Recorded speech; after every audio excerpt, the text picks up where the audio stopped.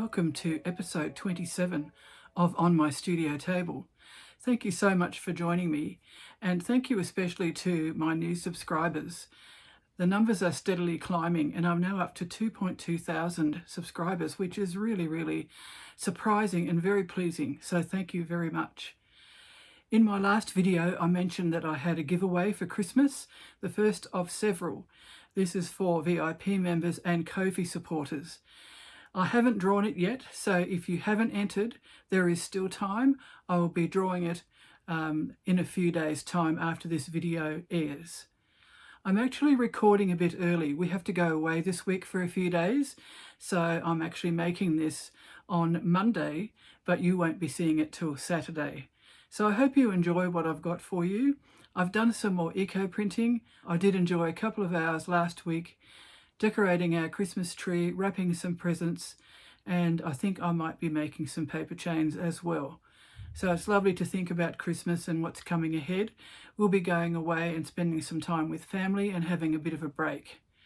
I may only do short videos during that time, but I'll let you know what's going to happen.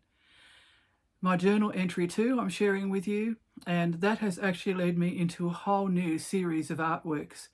And you'll find out a bit more as you continue to watch. Behind me, I have a piece hanging which I made a little while ago called Lost Maps. It started with a vintage table runner that I eco-printed and wasn't terribly happy with. So I just put it away in my box, as I often do.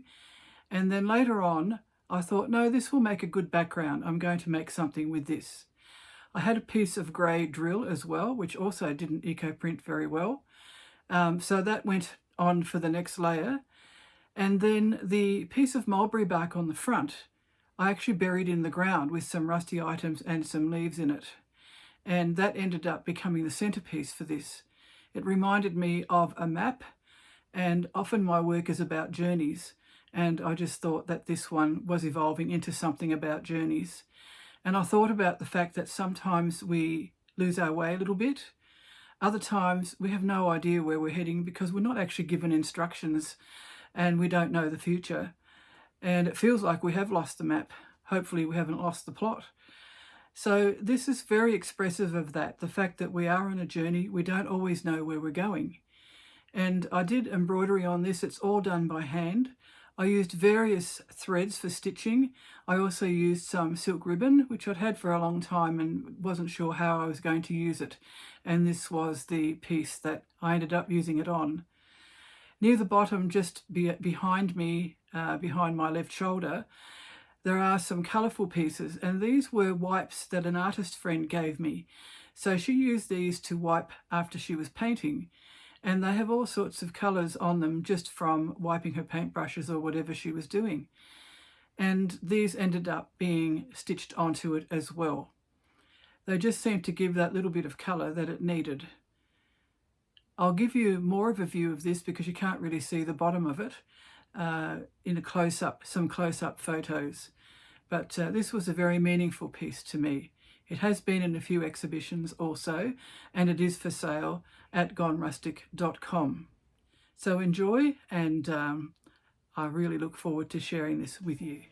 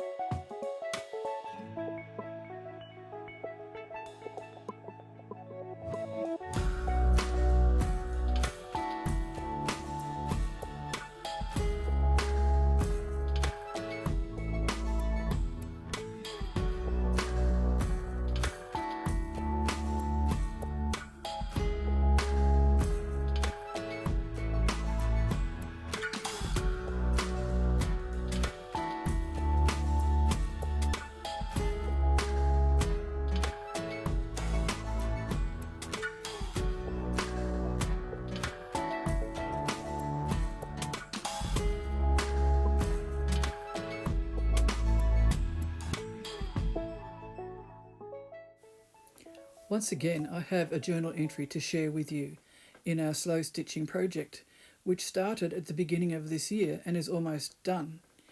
And what we were asked to do was to gather a bit of material or cloth as if we were going to smock it, but to keep it fairly free-form and not to worry about the stitches being uneven or above each other.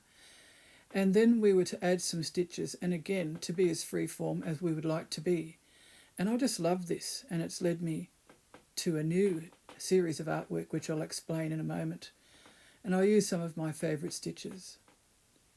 My journal entry reads like this: high notes from an invisible bird.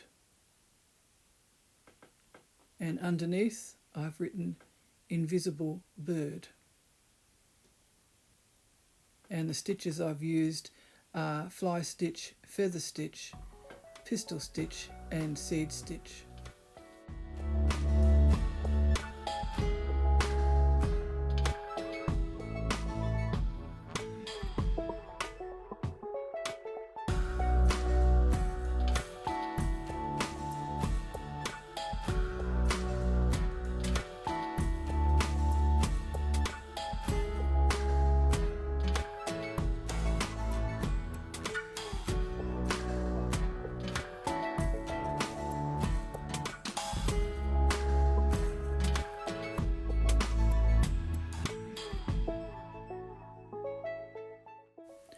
It's really important to be open to opportunities when you make art.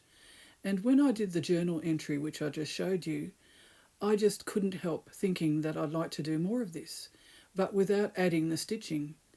So I found some more pieces of fabric, much smaller this time, and I started to gather them together, literally with thread, mostly with pearl cotton, but also with some six-stranded embroidery floss. And then I laid them on top of my canvas eco prints just to see what they would look like. And I thought, oh, I really like this. This could be a series of artworks. And because the theme in the journal was gathered, I thought I would call these Gather, so without the ED on the end. I really like trying out the different fabrics. So I've used things like cotton interlock, as you see here, different types of wool, including some thicker wool as well. And I just really liked how they looked. So I'll be attaching them with some archival double-sided tape, and I'm now looking at box frames to frame them. So these could be for sale. It's just a really lovely combination of gathering leaves and so on for the eco printing and gathering the cloth with stitch. So thank you to Kathryn. You've really started me on another side track, which is proving to be really, really enjoyable.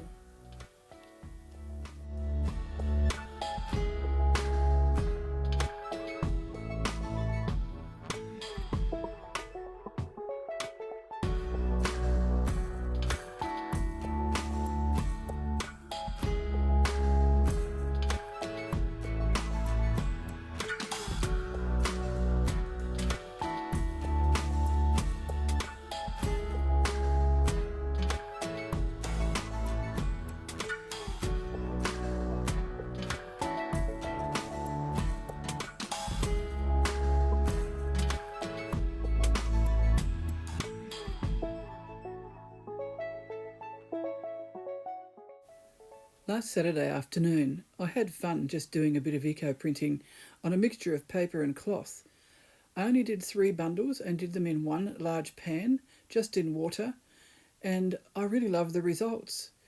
I used some cardi paper plus some canvas, and again, the canvas has printed really well.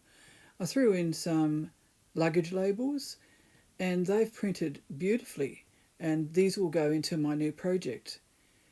Then I also thought, well, what about coffee filters? I've had these for ages and I was going to try them and hadn't got around to it.